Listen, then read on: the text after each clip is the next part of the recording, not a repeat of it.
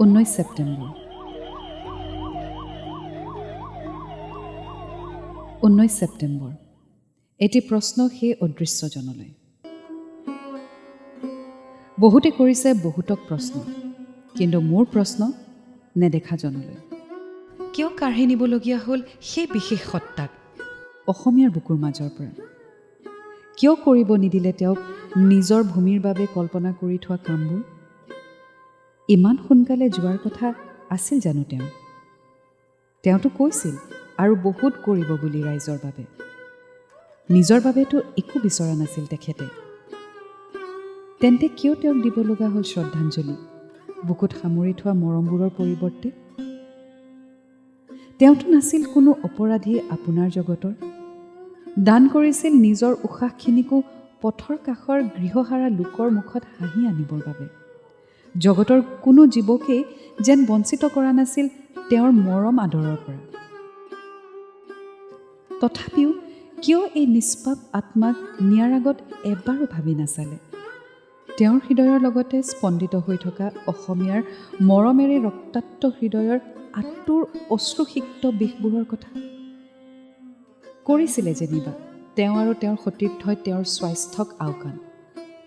কিন্তু আপুনিতো জানিছিল তেওঁৰ ক্ষমতাৰ কথা। তেন্তে কিয় তেওঁৰ অমূল্যতাক আপুনি জুখিলে অসমীয়াৰ চকুৰ পানীৰে? কিয় জনমভূমিৰ চকুৰ পৰা আঁতৰাই সুদূৰৰ সমুদ্ৰত আঁকোৱালি ল'লে তেওঁ?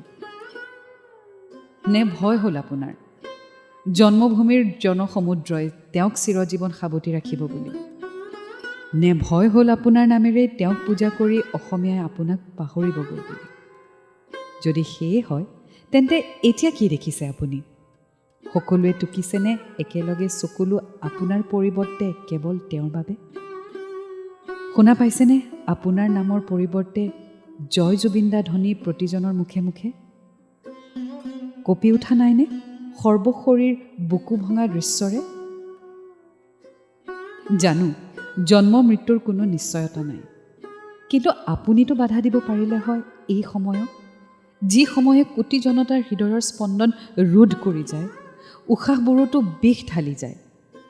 কিয় নিদিলে আপুনি? কিয় চাই ৰ'ল নীৰৱে?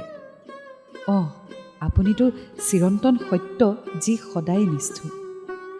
আমাৰ বুকুৰ স্পন্দিত সত্যক আপুনি কাঢ়ি নিলে অনাকাংক্ষিত অগ্ৰহণযোগ্যভাৱে।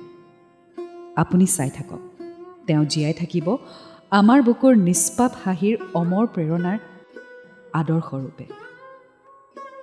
প্ৰিয়াংকী সেনাপতি।